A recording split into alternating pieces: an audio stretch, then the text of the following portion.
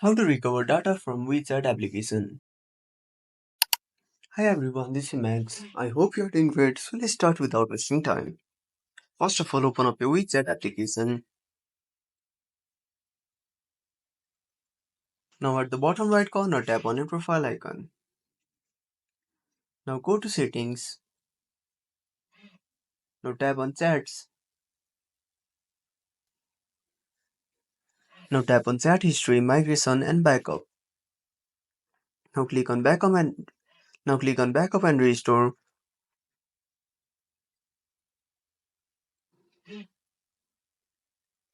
Now select your backup from your computer. Connect your phone into your computer and restore your chat in WeChat. Read the instructions below before proceeding. So that's it. If you found this video helpful, smash that like button and subscribe our channel for more awesome content. Have a burning question or want to suggest a topic? Drop down a comment below. This is Max signing off until next time.